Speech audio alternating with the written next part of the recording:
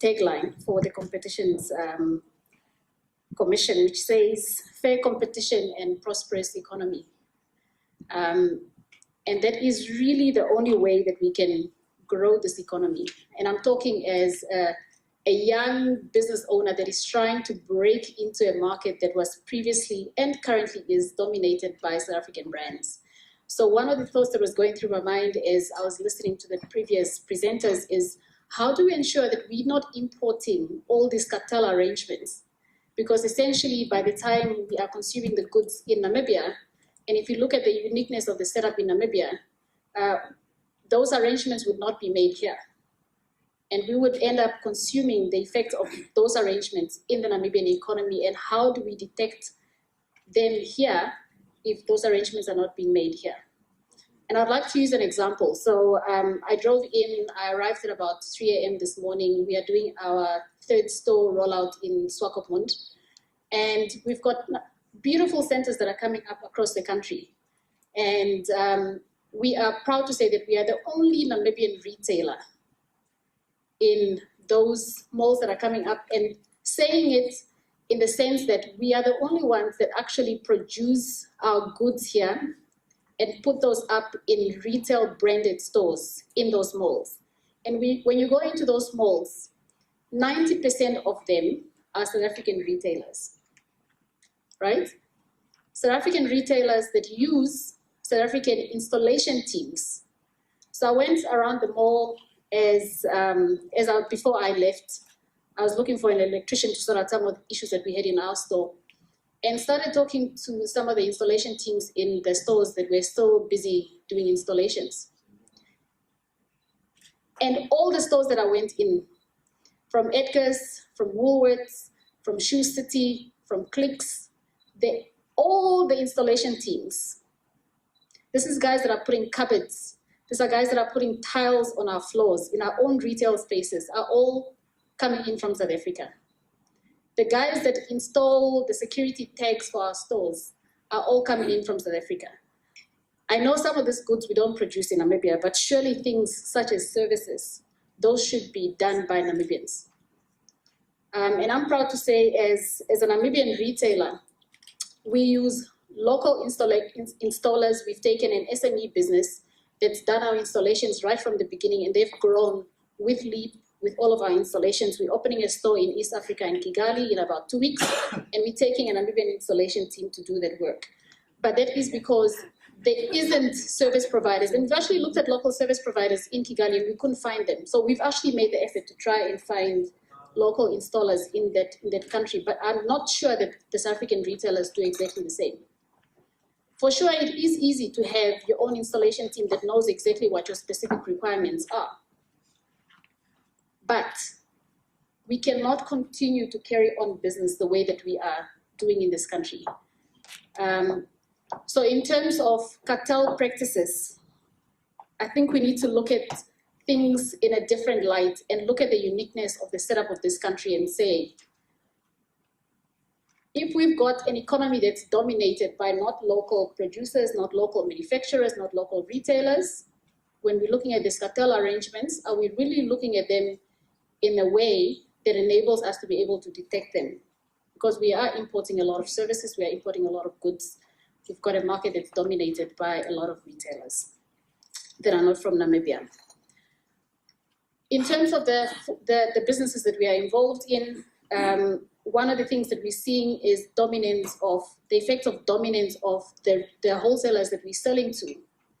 Again, you would be a producer, you're producing goods. These goods would be bought by 1 or 2, 3 big wholesalers that will then retail onto the consumers. So there are conversations indeed that do happen amongst the producers. And the conversations would be, if I go to, and I'm going to be naming names here because we all know who the retailers are.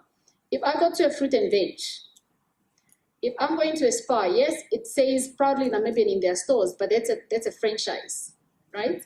If I'm walking into a fruit and veg store, and fruit and veg says to me, I'm going to give you the price of $20 or $2 a kg or $20 for a 10 kg. And my input cost as a Namibian producer is 25 or 26. The conversations that we do have amongst ourselves as producers is, okay, so when you guys go to fruit and veg and you're having the conversation, we know who the producers are amongst ourselves. You must not sell at less than $27 or $26. Because the push and the pull for the price comes from the dominant player in the market.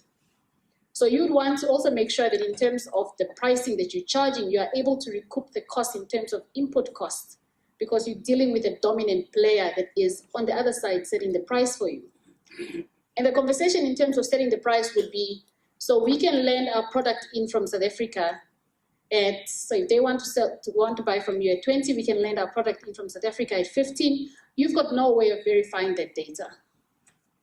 But the other things that we forget is the uniqueness of this market.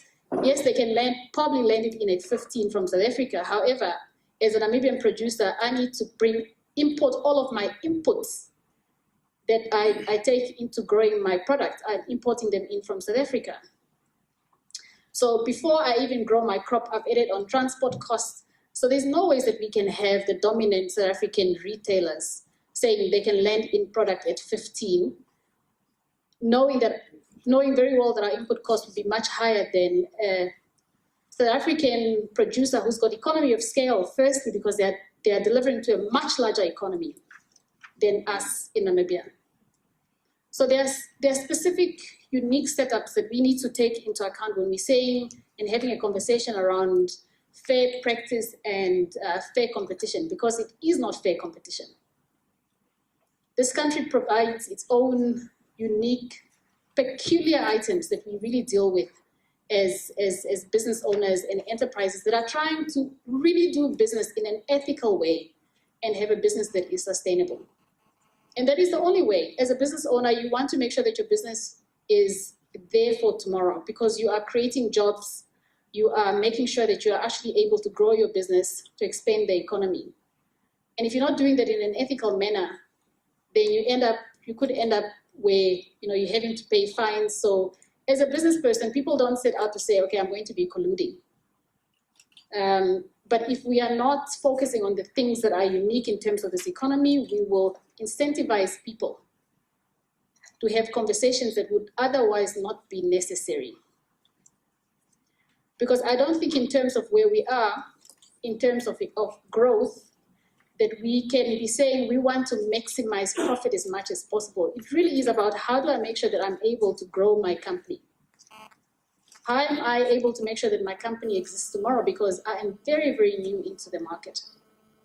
And that is what you find with a lot of Namibian brands. That's what you find with a lot of Namibian businesses. But how do you incentivize a Namibian business person who's trying to compete? And they're competing against very big companies. You're competing against a very, very big economy right next door to you. So how do you incentivize Namibian business in terms of the compliance laws to make sure that we're doing the right things?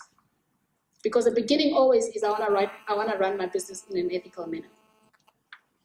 So I would also like to continue hearing the conversations and using this platform as a learning platform for us as people in business. But would like to hopefully leave this room feeling that there is a conversation that looks at the uniqueness in terms of the setup of this Namibian economy when we're talking about fair. And what is the comparison about fair? What are we comparing ourselves to? And what are those objectives that we are trying to achieve to grow a prosperous economy? Are we going to be doing that at the expense of Namibian businesses? Are we going to be doing that at the expense of Namibian jobs? And we continue to have low-skilled jobs. So as an integrated manufacturer, retailer, and brand builder, one of the things that we're having to do, because we're so reliant on importing all of these goods in, when you're now trying to get into the manufacturing business, you're building the skills up right from the beginning. And that costs your dominant South African brands, your dominant South African retailers, they're not paying for that cost. They've paid for that cost many, many, many years ago. So when we're talking about fair, what is our reflection of fair and what is our objectives that we're trying to achieve? So with those few comments, thank you very much for the invitation.